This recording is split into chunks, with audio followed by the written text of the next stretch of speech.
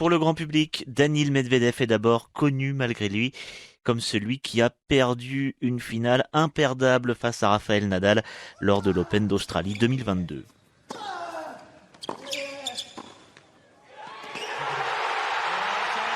Un match épique, plus de 5 heures de jeu, match qu'il contrôlait en menant 2-7-0 avant de s'effondrer et de voir l'Espagnol soulever un 21e titre du Grand Chelem historique.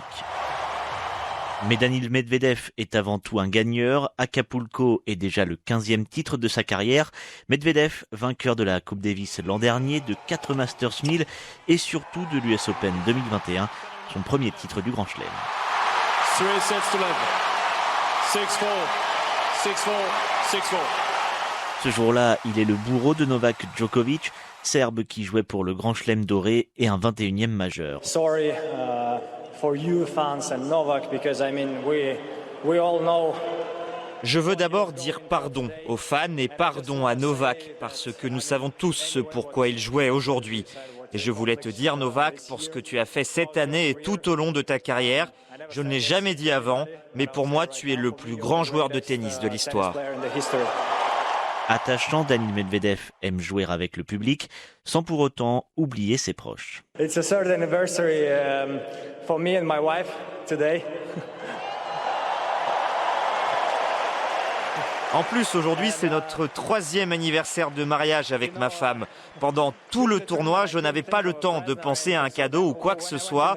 Et si j'avais perdu ce soir, je n'aurais pas eu le temps d'aller acheter un cadeau. Donc je devais absolument gagner. Je t'aime, Dasha.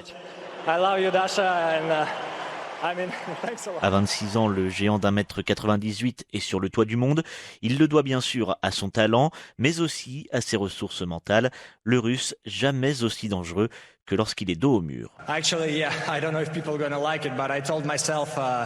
ne sais pas si les gens vont aimer, mais je me suis dit à moi-même, que ferait Novak dans cette situation ?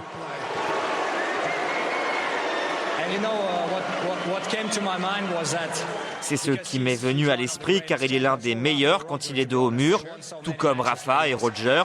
Ils ont gagné tellement de matchs comme ça. Après Yevgeny Kafelnikov en 99 et Marat Safin en 2000, Daniil Medvedev est le 3e Russe à devenir numéro 1 mondial dans l'ère Open.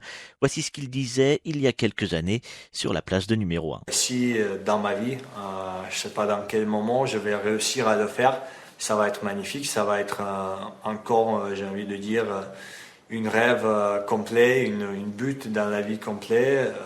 Après, si à un moment de ma vie, j'ai réussi à faire ça, ça va être top, mais je vais faire mon max pour ça. L'avènement du Russe marque peut-être la fin d'une époque en tennis.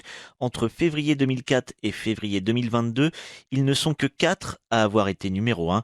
Andy Murray, Rafael Nadal, Roger Federer et Novak Djokovic.